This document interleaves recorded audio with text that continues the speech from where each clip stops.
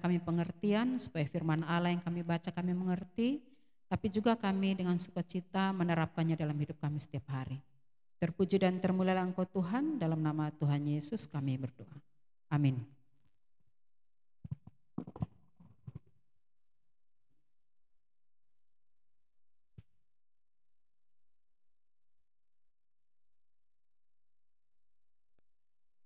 Salam semuanya. Gak ada tenaga kalian. Salam semuanya. Salam. Nah, harus kencang ya kan? Ya, kita memuji Tuhan untuk hari ini. Kita bertemu untuk memuji Tuhan, membesarkan nama Tuhan, membaca dan merenungkan firman Tuhan. Ada kalanya waktu saya berdiri, kadang saya berpikir MC. Jadi mari kita membaca firman Tuhan dari Kolose pasal yang kedua ayat 6 dan 7. Kolose pasal yang kedua ayat 6 dan 7. Yang laki-laki akan membacakan ayat 6, yang perempuan membacakan ayat yang ke-7. Kolose pasal 2 ayat 6 dan 7.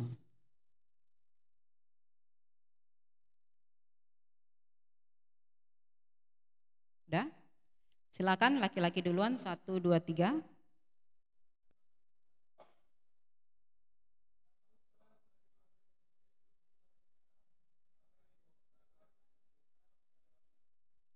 Hendaklah kamu berakar di dalam Dia dan dibangun di atas Dia. Hendaklah kamu bertambah teguh dalam iman yang telah diajarkan kepadamu, dan hendaklah hatimu melimpah dengan syukur. Ya. Apa tema kita hari ini? Akar. Kalau teman-teman di sini kalau menyaksikan misalnya, kan sering ini Indonesia banjir bandang, banjir macam-macam ya kan? Lalu ada berdirilah satu pohon yang tegak. Badan tubuhnya baru meliuk-liuk dia kan? Tapi dia nggak hanyut, dia nggak tercabut. Kira-kira yang berperan di situ apa? Karena udah nampak kali dari temanya ya kan? Nah, akarnya, nggak ada yang buahnya yang buat dia bertahan, nggak ada itu. Walaupun seindah apapun buah pohon itu, bukan itu yang membuat dia pohon itu bertahan. Mau seenak apapun buahnya, itu tidak akan membuat dia bertahan. Mau seindah apapun, mau selebar apapun daun itu nggak akan membuat dia bertahan. Tapi yang membuat dia bertahan itu akar. Jadi kalau baru awalnya aja bisa kita bayangkan.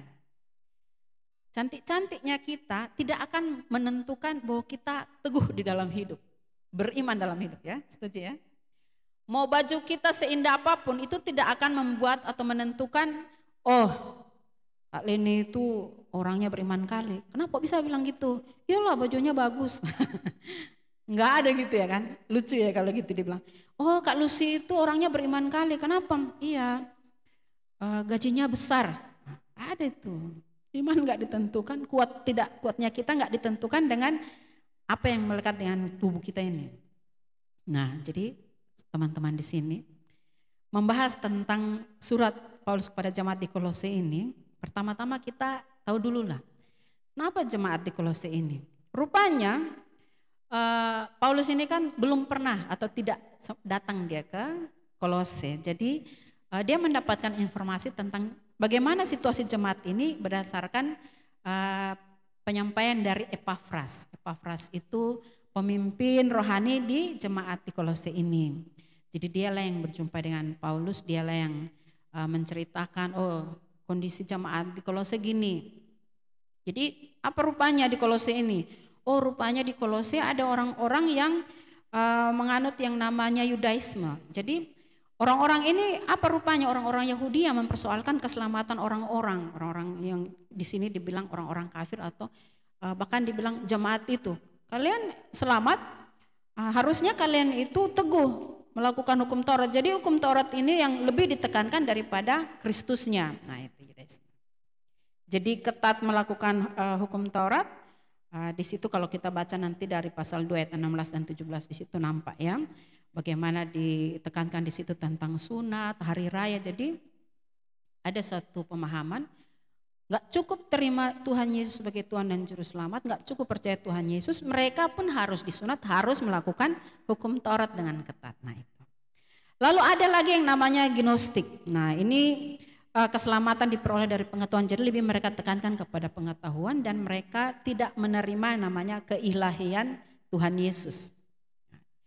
Jadi orang yang menekankan tentang pengetahuan ya, atau yang biasanya dibilang oh ya dunia ini jahat, nggak ada yang ilahi, itu gnostik. Lalu ada yang namanya sinkritisme. Nah ini sampai sekarang pun masih banyak ya kan, orang yang mencampur adukan iman Kristen dengan apa? Hal-hal yang berbau mistik.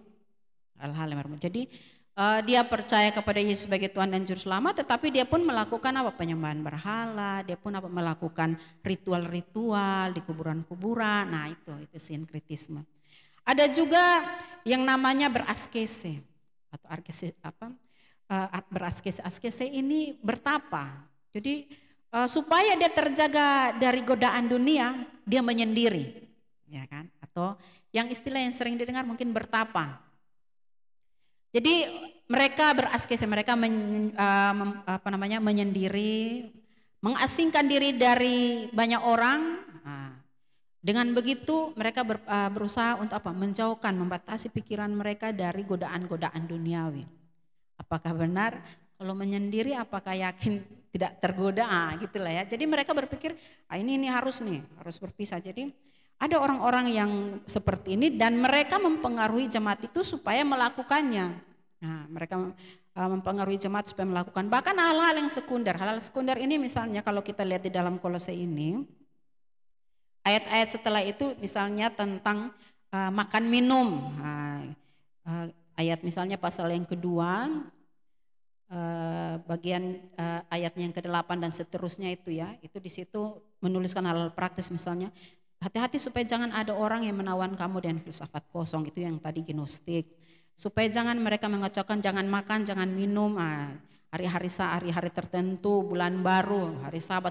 Kalau hari Sabat nggak boleh gini. Kalau kayak gitu-gitu berarti kok nggak layak. Jadi ada hal-hal yang sebenarnya bukan hal yang prinsip, tapi itu dibuat seperti sangat penting sehingga membuat orang kalau mengikut Kristus kok susah ya. Nah, jadi teman-temanku, itu kondisi yang terjadi di sana. Ya, kalau kondisi yang terjadi di sana seperti itu, apakah teks ini relevan buat kita, cocok nggak untuk kita? Ya. Siapa kita yang merasa bahwa ini nggak cocok karena, oh ya, dulu kan ada gnostik, ada Judaism, sekarang emang ada Judaism. Nah, sekarang pun kalau kita perhatikan misalnya dalam kehidupan kita setiap hari atau di lingkungan kita, banyak persoalan-persoalan yang dibilang dia menggerogoti jemaat Tuhan. Misalnya apa? Misalnya teologi yang bermunculan. Sebenarnya teologi yang bermunculan ini jauh-jauh hari sana udah ada. Tapi dengan media sosial ini makin nampak ya kan? Makin nampak, oh kalau kau sungguh-sungguh dalam Tuhan nggak boleh kau sakit. Kalau kau sakit dosa itu, ada dosa. Kalau kau ekonomimu nggak bagus pasti ada dosa ini, pasti nggak diberkati Tuhan. Jadi ukurannya apa? Ukurannya adalah semua yang sifatnya dalam tanda kutip keberhasilan, itulah satu-satunya tanda bahwa dia disertai Tuhan atau diberkati Tuhan. Nah, itu teologi kemakmuran ya, sedikit di situ ya kan. Lalu apa misalnya? Misalnya hal-hal yang sifatnya dia relatif gitu ya. Istilahnya relativisme moral. Jadi sesuatu benar atau tidak itu berdasarkan ukuran kita. Jadi hati-hati kalau misalnya kita bilang gini, ada yang bilang gini, udah yang penting kau lah, kalau itu benar, kalau menurut benar buat. Yang penting menurutmu oke lah. Itu bisa salah ya kan. Jadi orang membuat suatu ukuran kebenaran berdasarkan dirinya sendiri. Kalau aku rasa itu benar, oke. Jadi bukan lagi berdasarkan apa kata Alkitab. Nah, sedangkan firman Tuhan itu satu-satunya yang kita anggap sebagai filter bagi kita untuk menelaah semuanya. Kalau godaan, apakah di dulu zamannya jemaat di Kolose godaannya nggak kurang greget gitu, atau zaman kita? Oh, zaman sekarang lebih payah lagi. Ya namanya godaan, manusianya kan tetap sama. Kalau di zamannya jemaat Kolose itu kan kota perdagangan ya. Jadi yang namanya penyembahan berhala, pemujaan atau pelacuran itu pun banyak di situ. Banyak juga di situ. Nah, sekarang pun apakah itu tidak ada? Banyak juga. Kalau dulu kan belum ada media sosial ya kan, harus pergi ke tempat itu atau harus ke sini. Kalau sekarang nggak perlu, yang kayak gitu pun bisanya orang melakukannya. Jadi godaan-godaan itu mau kita bilang bahwa mau kapanpun zaman itu ada godaannya. Setan kan samanya. Kalau kita lihat dibilang begini, oh tampilannya, iya tampilannya, tapi esensinya sama. Berusaha untuk apa? Membinasakan. Nah, teman-teman sekalian di sini Epafras dia menyampaikan kepada Paulus, jemaatku seperti ini sekarang, kondisinya begini. Kondisi jemaatku sekarang begini. Jadi Paulus mengirimkan surat dan dia menekankan kepada jemaat bahwa itulah ayat 6 dia bilang begini. Kamu telah menerima Kristus Yesus Tuhan kita, karena itu hendaklah hidupmu tetap di dalam Dia. Kamu telah menerima Kristus Yesus Tuhan kita. Nah, jadi kalau kita lihat dari teks ini itu menjelaskan bahwa teks ini bukan ditujukan kepada orang yang belum dalam Tuhan. Kalau misalnya saya suruh seorang anak muda, kita bilanglah namanya si Dewi. Dewi ini jarang, bukan cuma jarang, pas Natal aja tahun lalu datang dia, ya kan? Datang dia ke ibadah, karena diajak kawan. Kebetulan sering saya jumpa, lalu saya bilang begini, Dewi, kok yang bener lah hidupmu, takut Tuhan lah, jangan gini, jangan gini, jangan gini. Ya nggak masuk akal sama si Dewi. Karena apa? Si Dewi dia nggak serius dengan Tuhan. Dia datang karena apa? Menghargai undangan kawan. Belum benar dia di dalam Tuhan. Dia nggak pernah menerima Kristus. Terus kupaksakanlah dia untuk hidup benar. Nah, gak cocok. Hanya di sini dikatakan begini. Kamu telah menerima Kristus Yesus Tuhan kita. Karena itu hendaklah hidupmu tetap di dalam Dia. Itu dikatakan begini. Istilah menerima ini dikatakan kalau bahasa gramatikalnya Yunani dibilang gini, itu dalam bentuk aorist aktif indikatif. Jadi sesuatu yang sudah terjadi dulu. Dulu jemaat itu sudah menerima Tuhan Yesus Tuhan ini sebagai juru selamat mereka. Mereka udah terima dan itu berlangsung sampai saat itu.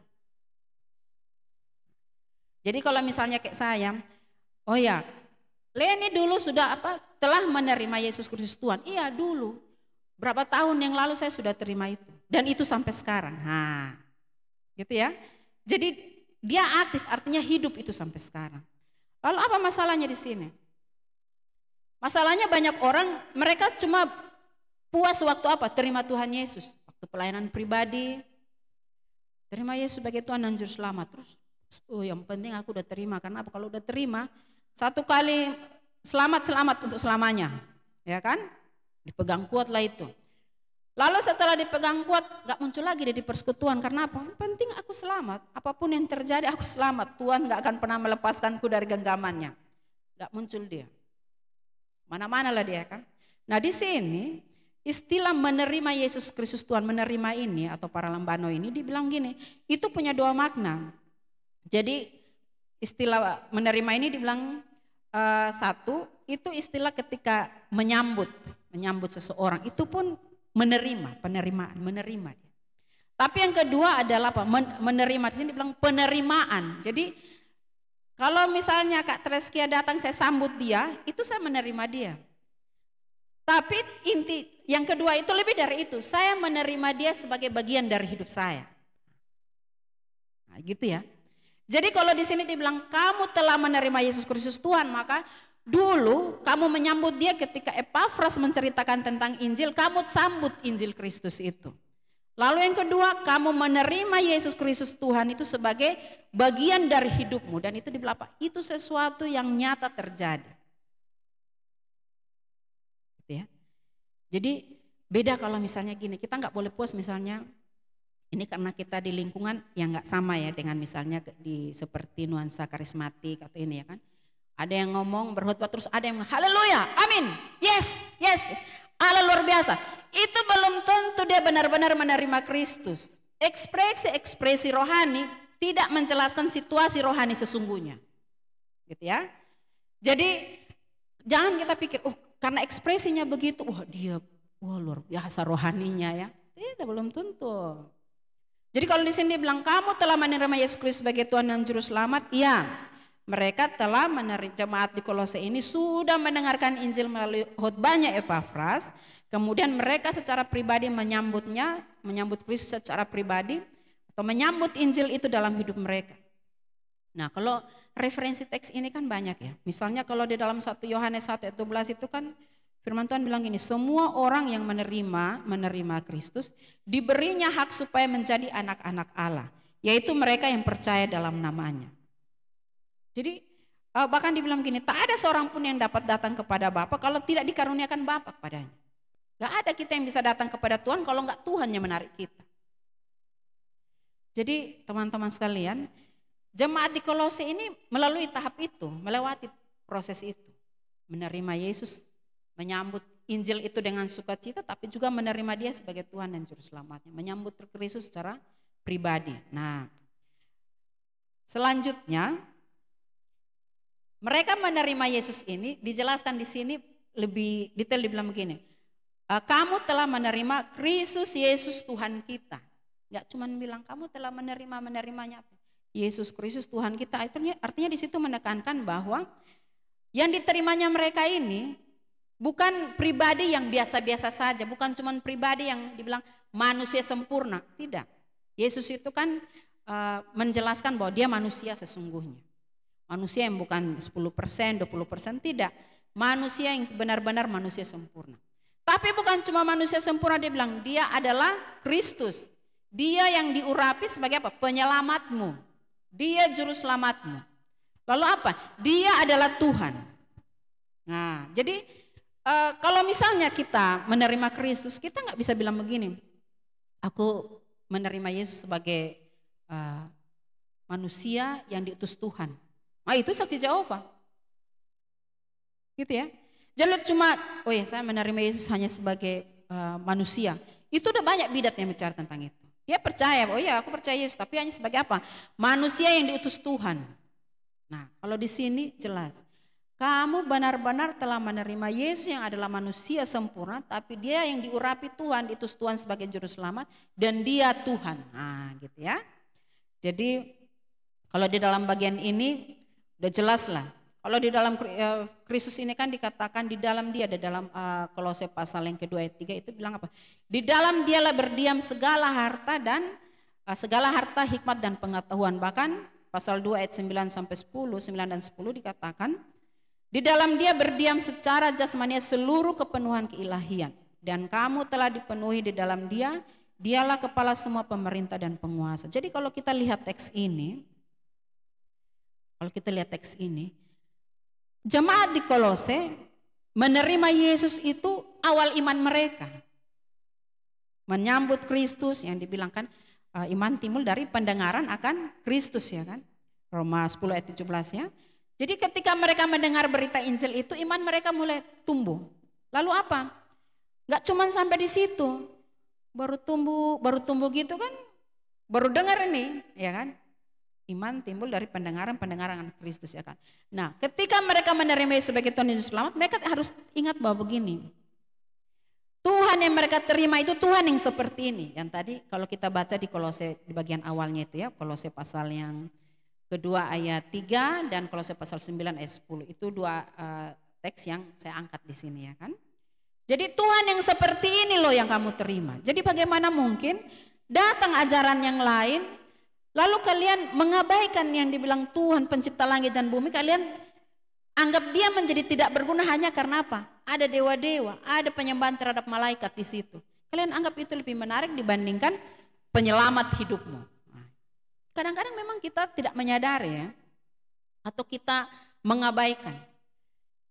Ada hal yang istimewa yang diberikan kepada kita, tapi kita membuatnya seolah-olah tidak istimewa karena apa? Kita mengabaikannya dengan apa? Mengutamakan hal-hal yang dalam tanda petik gak ada bisa dibandingkan apapun dengan Tuhan. Itu gimana nampaknya? Gampang kali nampaknya.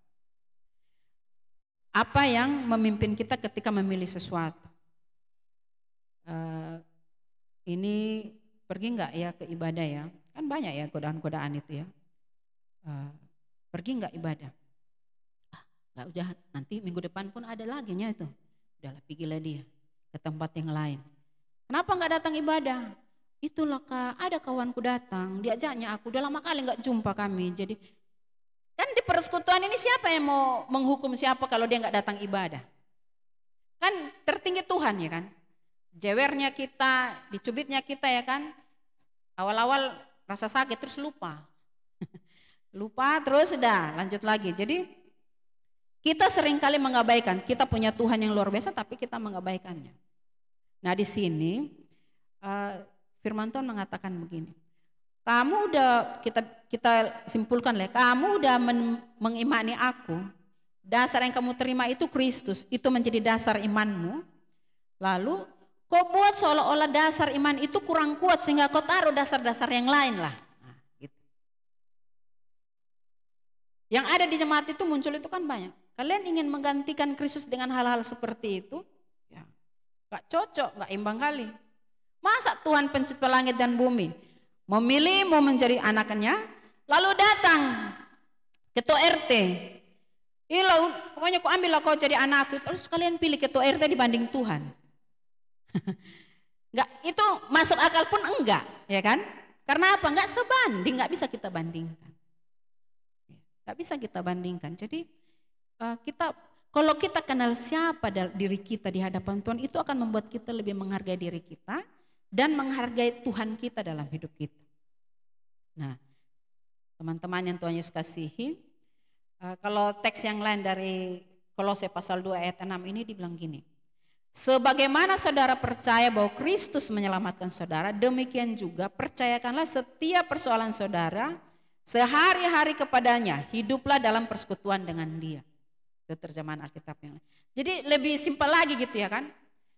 Nah, kalau kamu sudah percaya Tuhan Yesus menyelamatkanmu, maka apa? Percayakan hidupmu setiap hari kepada Dia. Hiduplah di dalam Dia, persekutuan dengan Dia. Jangan jauh dari Dia. Jadi konsekuensi logis lah. Kalau kita sudah menerima seseorang, kalau paling nampak itu pasangan suami istri. Kalau saya sudah menerima seorang laki-laki menjadi suami saya, bilanglah Pak Purba ya kan, kalau saya sudah menerima dia sebagai suami saya, maka apa? Konsekuensi logisnya apa? Saya bersatu dengan dia. Itu sesuatu yang sangat logis. Beda kalau misalnya gini, oh ya, dalam mimpi, dalam angan-angan saya menerima dia sebagai apa? Menikah dengan dia. Ya udah, bersatu pun dalam angan-angan lah itu ya kan. Nggak nyata itu. Jadi kita hidup jangan angan-angan. Kristus ini dibilang gini, benar-benar kamu telah menerima dia dan apa? Hiduplah di dalam dia. Nah itu aja. Hiduplah di dalam dia. Jadi kenapa kita perlu untuk beriman kepada dia? Ya perlu kali lah. Kenapa kita perlu untuk apa? Menyandarkan diri kita sepenuhnya kepada dia? Perlu. Kenapa kita perlu untuk berserah penuh kepada dia? Perlulah.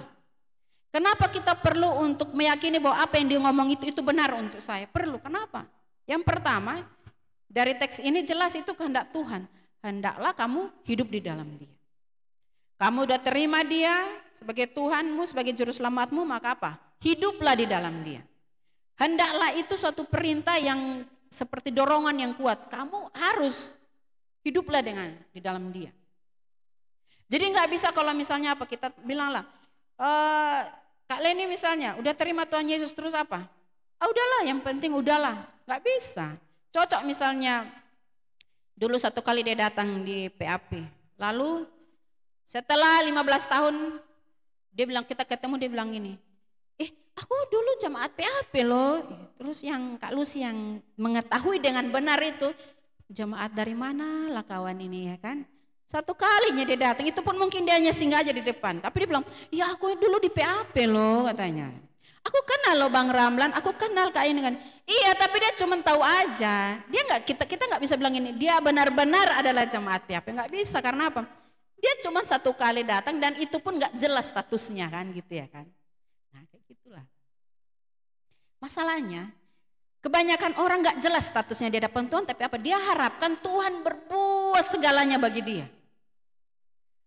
Satu kali datang persekutuan lalu dia bilang begini, terus giliran dia mau ujian, Kak tolong doakanlah. Kakaknya tanya, ini siapa? oh ini si Ani, kita bilang. Kenapa nih? Doakanlah Kak, aku mau ujian. Terus Kak Lucy mulai mikir, Ani ini kapan datangnya ya? Kapan dia datang ya? Kok sulit diingatnya.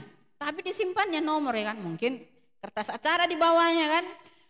Kan siapa yang butuh didoakan kan bisa kirim topik doa. Oh baru sekali datang tapi apa? Diharapkan apa?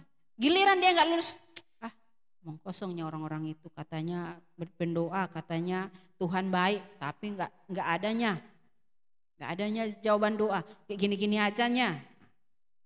Jadi beriman itu perlu atau enggak? Ya harus perlulah. Kenapa kita perlu beriman? Itu kehendak Tuhan.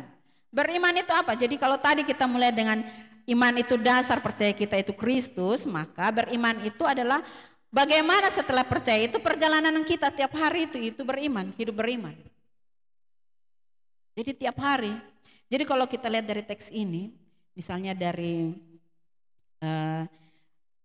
ayatnya yang ke-6 dan 7 ini, di situ dibilang begini, hendaklah itu dorongan itu ya kan. Artinya apa? Dibilang sesuatu yang sifatnya present aktif, sesuatu yang terus menerus harus kita lakukan. Terus menerus. Jadi hidup dalam Tuhan itu terus menerus. Enggak hari ini karena pas di persekutuan rohani aku pulang, udahlah itu kan tadi persekutuan beda lah, ini kumpul kawan beda lah, enggak gitu. Sama itu. Sepanjang jalan itu ya kan, hidup kita itu selama hidup beriman. Kalau udah meninggal kita nggak butuh lagi beriman. Jadi itu kehendak Tuhan, itu keinginan pembuatmu lah, pembuatku, keinginan Tuhan penciptaku. Robot aja, penciptanya itu udah buat sistem bagi dia. Dia pakai baterai setiap sehari 24 jam harus di-charge.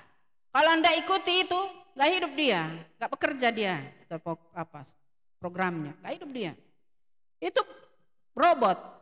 Manusia, kita anak-anak Tuhan ini, Tuhan udah bilang, kalau kamu udah terima aku, kamu harus hidup dalam aku. Kalau gak dalam aku, gak berbuah, gak ada apa-apanya, yang ada apa? Tebang ya kan. Gak mungkin kita anak Tuhan, ditebang Tuhan terus dibuang ke dalam api ya kan. Nah, tapi itu menjelaskan apa? Orang yang di dalam Tuhan dia akan menempel erat pada Tuhan, melekat di dalam Tuhan. Itu pasti.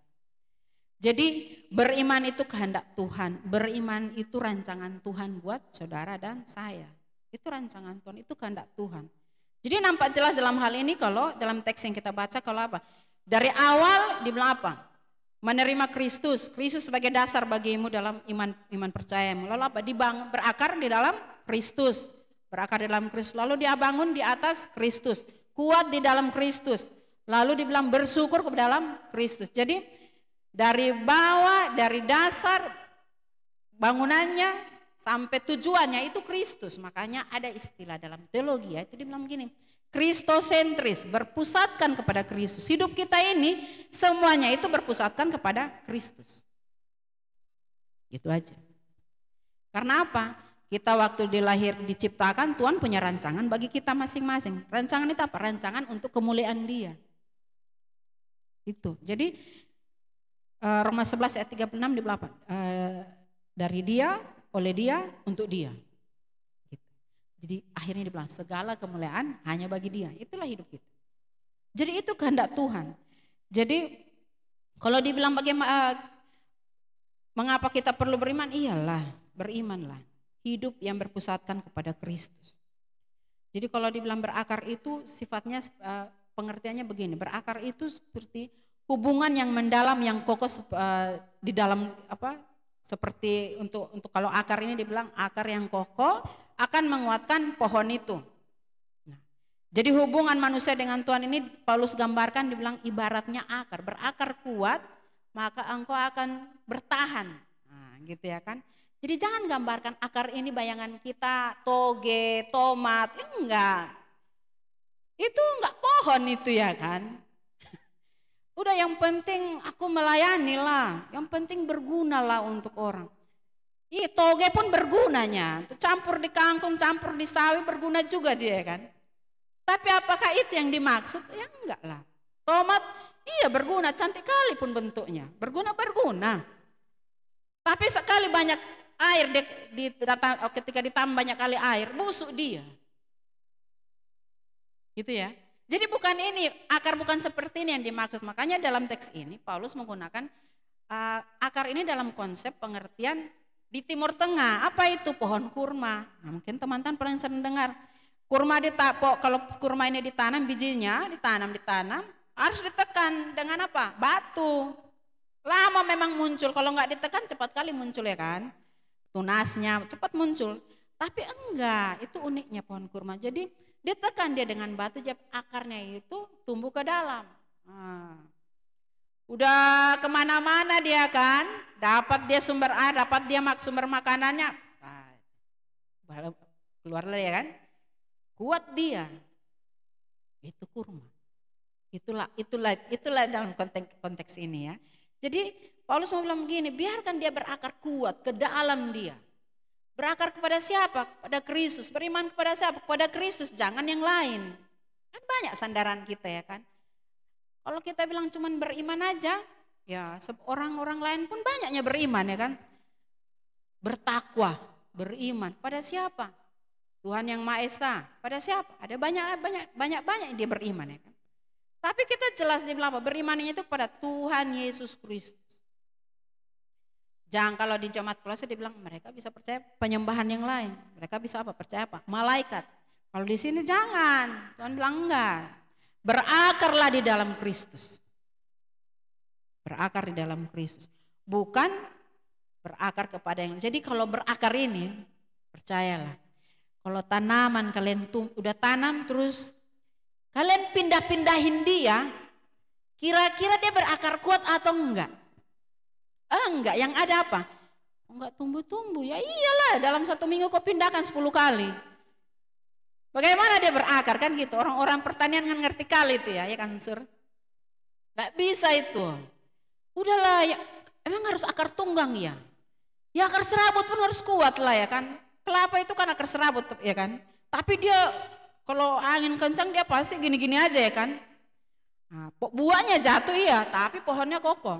Jadi bukan masalahnya akar serabut atau akar tunggang, tapi di sini yang mau ditekankan, engkau harus punya hubungan yang mendalam, yang kuat, yang kokoh dengan siapa? Kristus. Gitu. Caranya gimana? Nah, udah banyak kali cara kita tahu ya kan? Nah, luangkan waktu untuk persekutuan, pendalaman Alkitab. Gak ada cara lain. Jangan bilang begini, udah sendiri aja bisa. Enggak, aku pun sampai hadirin masih ada kelompok. Iya kan? Jadi belajar firman Tuhan, contoh pemimpin-pemimpin kita di YPDPA ini. Pak Victor Tobing itu sampai hari ini kalau kita belajar firman Tuhan ada dia di situ. Ikut juga dia menelaah. Kira-kira udah berapa puluh kali, berapa ratus kali dia belajar teks firman Tuhan itu. Udah gak terhitung lah. Tapi dia datang, dia ikuti, ada yang mimpin dia ikutin, dia dengar lalu dia bilang gini, iya saya diberkati dengan apa yang adik sampaikan ya kan. Didengarnya dia gak bilang yang gitu-gitunya, enggak. Jadi apa? Untuk berakar kuat ikut dalam apa? Pendalaman Alkitab. Harus ikut. Itu gak bisa kita tawar-menawar. Karena itu pola yang dibuat Tuhan. Makanya penting di dalam namanya persekutuan. Karena memang di situ kita belajar ya kan. Kalau ada yang malas diingatkan, udah lama kok nggak PA ya kan? Nah, diingatkan, ikut PA. Waktu saya masih remaja suatu kali, karena kesal dengan kakak-kakak yang sudah SMO, udah kuliahan, jadi contoh kakak-kakak ini ya, nggak pergilah saya ke persekutuan. Nggak pergi persekutuan pun berdoanya aku, rajin kali pun aku berdoa. Baca firman Tuhan ku baca, teratur aku baca. Tapi nggak pergi persekutuan. Nggak belajar firman Tuhan dengan orang lain gitu ya. Nggak dia mau diajar oleh orang-orang itu karena apa? Menganggap mereka tidak menjadi teladan. Len, kenapa nggak datang? Sibuk Kak, sibuk pramuka, sibuk drum band ya kan. Oh sibuk lah, kelihatannya wah kualitas sekali hidupnya ya kan. Anak persekutuan itu, padahal udah lama nggak persekutuan. Anak persekutuan itu, oh masa remajanya diisi dengan hal-hal yang berkualitas ya kan, anaknya bagus yang gini. Tapi secara rohani saya mundur. Apa? Udah berminggu-minggu tidak persekutuan. Tidak belajar firman Tuhan dengan teman-teman di persekutuan. Suatu kali pulanglah dari latihan drum band untuk ulang tahun Polres. Lewatlah kami gerbang gereja, lompatan biasa. Tapi kakiku sebelah kanan itu terpelecok gini dia. Asli gini lah. Gak bisa aku jalan, tapi pas terpelecok itu di hatiku langsung sadar gitu, Tuhan ampuni aku Tuhan. Karena gak pergi aku PA, tapi sibuk aku ngurusin. Saat itu sadar, gak perlu dibilang orang, sampai hari ini saya ingat itu. Jadi kesadaran itu terus aku bilang apa? Aku gak akan begitu lagi, tapi mau pulang ini kan pergumulan ya kan. Tarik-tarik kaki lah pulang. Sampai di rumah gak ada yang marah. Gak kerja ya kan, sakit ya kan, duduk ya kan. Tapi hari kedua ya kok makin bengkak kakiku ya kan. Dipanggil lah tukang kusuk. Waktu dikusuk, yang kusuk ini dia juga hamba Tuhan gitu ya kan. Tiba-tiba dia bilang begini, udah berapa lama gak ke persekutuan katanya. Oh kupelototilah adekku sama mamaku di situ ya kan. Siapa yang melaporkan ke ibu ini ya kan. Terus mereka bilang, gini-gini ya kan. Terus dalam hatiku, Tuhan sampai gitu kali lah kasih tahu di orang-orang gitu ya. Harus sekali kayak gitu ya kan. Tapi itu gak bisa saya lupa sampai hari ini. Jadi waktu itu memang sampai hari ini sembuh, tapi kaki ini gak bisa lari kencang. Kadang-kadang bisa dia terpelecok sendiri, tapi baik-baik aja gitu. Istilahnya gak sampai harus digips, gak sampai segitu-gitunya. Tapi saya ingat, itu karena saya mengabaikan itu, saya gak pergi. Saya merasa anak yang taat, tetapi sebenarnya saya nggak taat. Perasaanku aja anak taat, anak baik. Tapi ternyata di hadapan Tuhan yang saya buat itu salah. Tidak berakar ke dalam. Tidak punya hubungan yang akrab dengan Tuhan. Tidak hubungan dengan Tuhan itu hanya sekedar apa?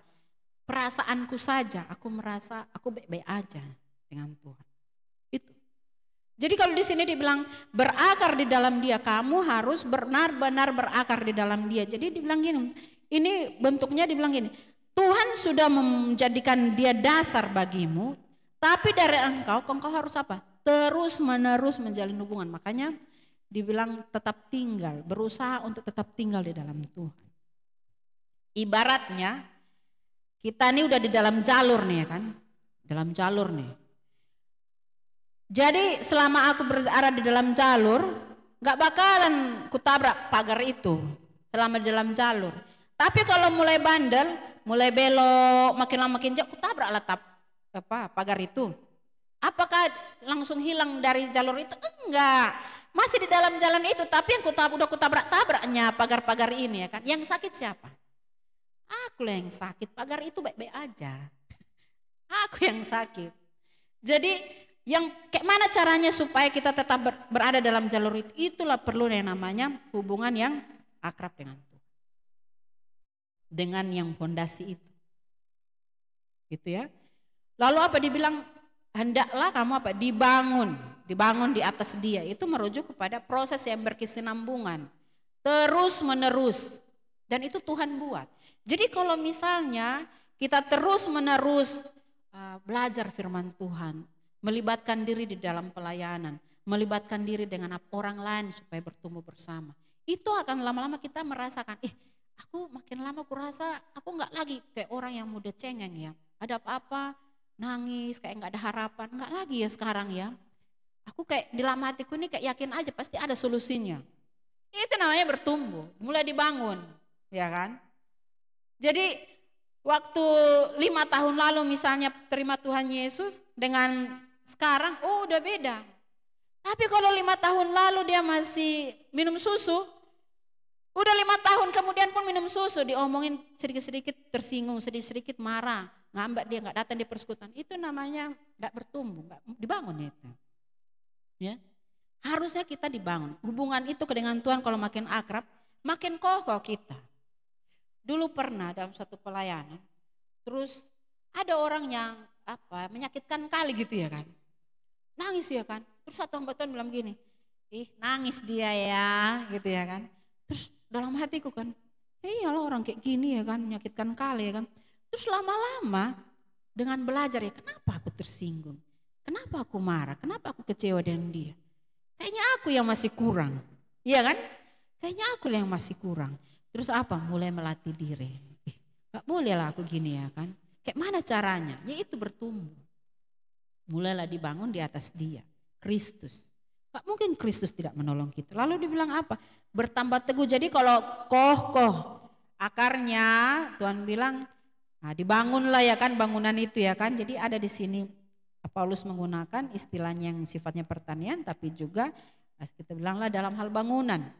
Mulailah dibangun bangunan itu yang kokoh.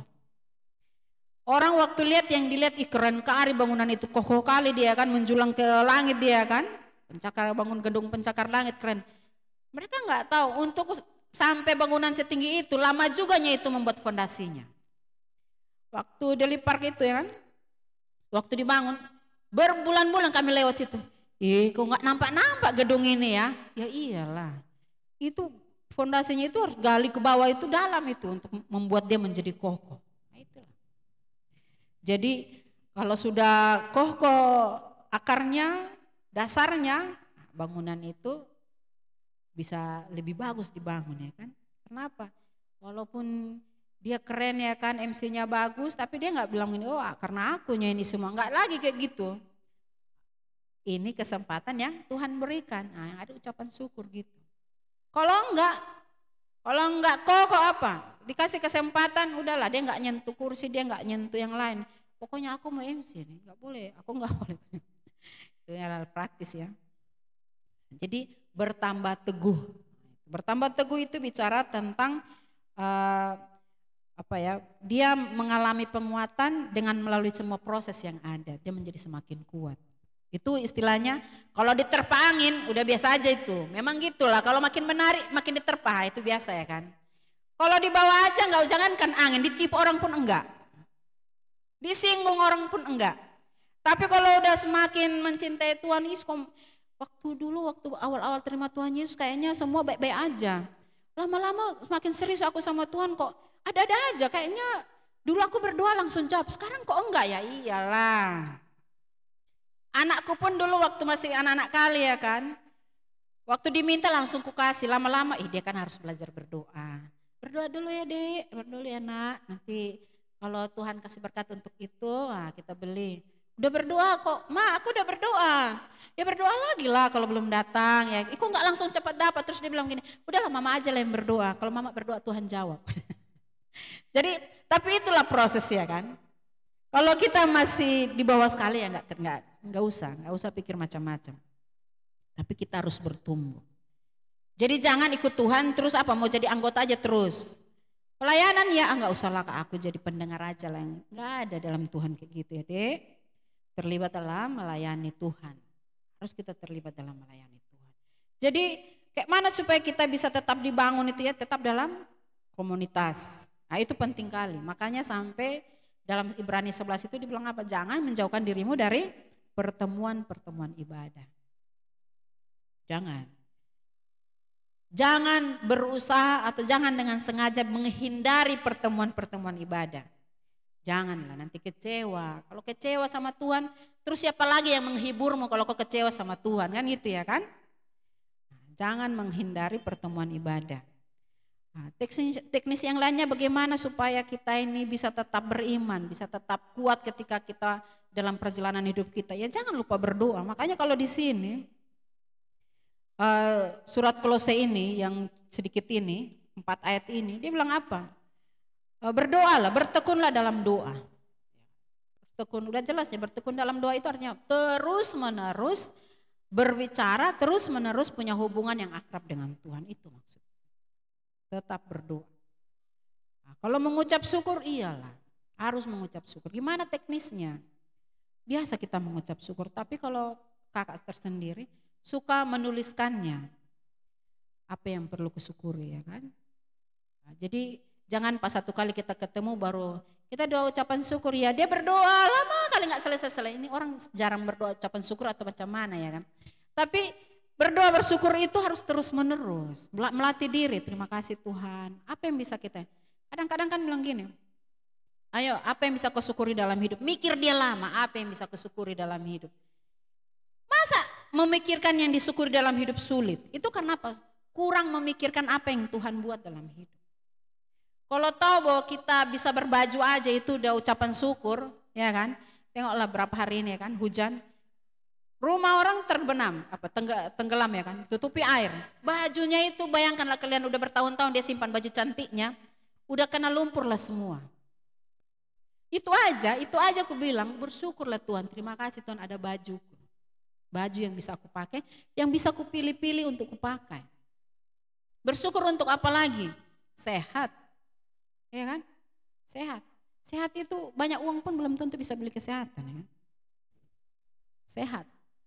Bersyukur untuk apa lagi? Kawan-kawan. Jadi kalau kita memikirkan, kalau firman Tuhan bilangin, hendaklah engkau, dibilang hatimu melimpah dengan syukur. Istilah melimpah aja itu udah jelas bahwa bukan cuma 1, 2, 3, 4, 5. Enggak.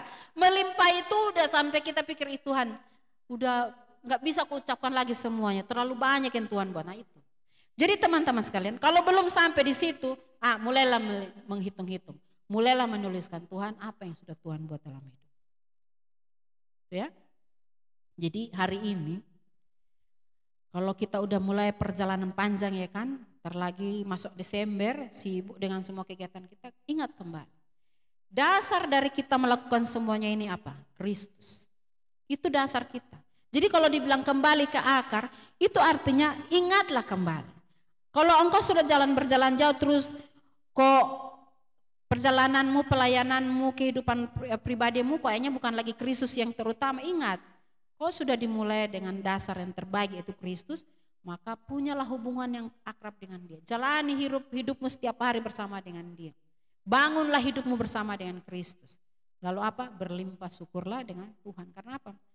Kalau kita melakukan sesuatu, mengharapkan sesuatu pun, kalau belum dapat pun, Tuhan bilang apa? Ucapkanlah syukur seolah-olah kamu sudah menerimanya. Kalau dalam Efesus pasal 3 dia bilang apa? Berakarlah dalam Kristus supaya apa? Kamu bersama orang lain bisa memahami panjang, dalam, dan tingginya kasih Kristus. Lalu endingnya dia bilang apa? Maka Tuhan akan memberikan apapun jauh melebihi dari yang kamu doakan atau kamu pikirkan. Teks yang lainnya dia bilang apa? Bahkan lebih dari yang sekilas kamu pikirkan. Jadi gitu ya. Jadi gak ada sia-sia di dalam Tuhan. Kalau Kristus yang menjadi dasar, itu Tuhan. Punya dunia ini, pencipta dunia ini, itu Tuhan yang dibilang apa? Aku berkenan menjadikanmu anak. Jadi ingat status kita ini anak, kita ini Tuhan dasarnya. Tuhan yang memulai, Dia juga yang akan menolong kita apa? Membangun hidup kita di dalam Dia. Oke, itu yang saya sampaikan pada malam hari ini. Ada ruang pertanyaan? Kalau ada yang mau bertanya, termin 1 kali. Ada? Apakah ada yang ingin bertanya? Kalau di dalam Kolose ini kan, bagian ayat pasal-pasal terakhirnya itu dibuat praktisnya. Makanya kalau kamu sebagai anak, taatilah orang tuamu seperti kepada Kristus. Makanya kalau kamu suami istri tunduk sama suami. Suami apa? Kasih istrimu seperti apa? Engkau mengasihi Kristus. Bilang gitu. Jadi semuanya itu kembalinya itu kepada Kristus. Dibilang apa? Matikanlah dalam dirimu segala sesuatu yang sifatnya duniawi. Karena apa? Itu dibilang bunuhlah, matikanlah, jangan biarkan hidup. Nah, berarti ada upaya yang kuat. Jadi untuk bertumbuh, untuk berakar, untuk dibangun, untuk menjadi kuat, kita harus berjuang dia bilang. Usahakanlah terus menerus apa? Matikan dalam dirimu segala yang sifatnya dunia. Artinya apa? Ada kemungkinan untuk kita berbuat dosa, tetapi Tuhan bilang apa? Sadari itu dan berjuanglah untuk menang. Karena apa? Tuhan memberikan kita jaminan untuk itu. Iblis tidak lagi berkuasa atas. Ada yang ingin bertanya? Kalau tidak ada kita tutup. Baiklah, mari kita berdoa.